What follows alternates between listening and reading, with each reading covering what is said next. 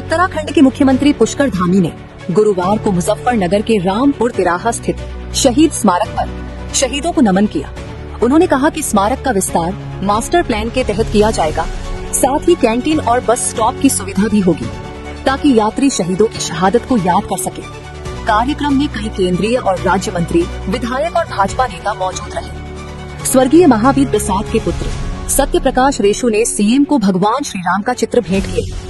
CM ने रामपुर तिराहा कांड के शहीदों की याद दिलाते हुए कहा कि शहीदों के आश्रितों को आरक्षण और पेंशन दी गई है। दोषियों को सजा दिलाने का काम यूपी के सहयोग से चल रहा है। उन्होंने कहा कि धर्म परिवर्तन, लव और लैंड जैसे मामलों पर सख्त कानून बनाए गए हैं और जुलाई 2026 से निर्धारित पाठ्यक्रम लागू न करने वाले मदरसों को बंद किया जाएगा। उत्तराखंड की सेवा और शहीदों की याद को हमेशा जीवित रखने का यह संकल्प है। घोषणा की गई है यहाँ से। देखिए, आज 2 अक्टूबर है और आज ही के दिन मुजफ्फरनगर के इस रामपुर तिराहे पर एक उत्तराखंड राज्य की प्राप्ति के लिए जाने वाले आंदोलनकारियों पर, हमारी उत्तराखंड की माताओं बहनों पर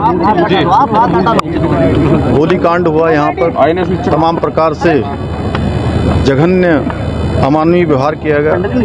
माताओं बहनों की अस्मिता के साथ अमानवीय व्यवहार यहाँ पर हुआ। आज का दिन उत्तराखंड राज्य के इतिहास में काले अक्षरों में लिखा जाएगा और हमें हमेशा याद दिलाएगा कि हमारे आंदोलनकारियों ने, हमारे बलिदानियों ने, हमारी माताओं बहनों ने उत्तराखंड राज्य की प्राप्ति के लिए अपने प्राणों का किस प्रकार से बलिदान दिया, कितना उन्होंने संघर्ष किया और आने वाली पीढ़ियां भी इसको याद रखेंगी। यहाँ चूँकि ये स्थान पंडित महावीर शर्मा जी के द्वारा दिया गया और उनकी स्मृति में यहाँ पर आज उनकी मूर्ति का लोकार्पण भी हो गया है, जो हमेशा हमें स्मरण कराता रहेगा कि इस क्षेत्र में ऐसे भी लोग हैं जिन्होंने आगे बढ़ चढ़ कर उस समय के आंदोलन को आगे बढ़ाने का काम किया। यहाँ के क्षेत्रवासियों का भी मैं धन्यवाद करता हूँ। हम आज के दिन ये संकल्प लेते हैं कि हम उत्तराखंड राज्य के आंदोलनकारी, हमारे बलिदानी, उन सभी का स्मरण करेंगे हमेशा और उनके जो सपने थे,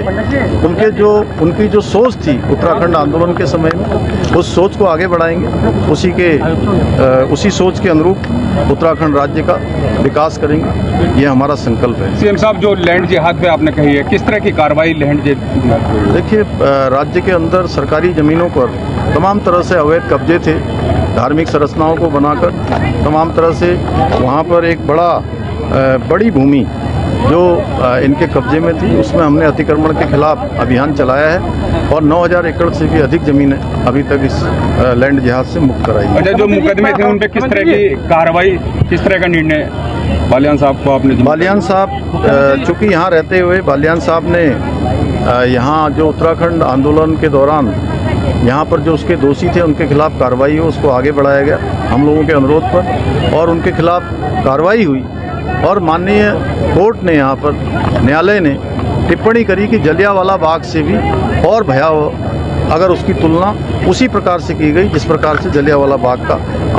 जो कांड हुआ था।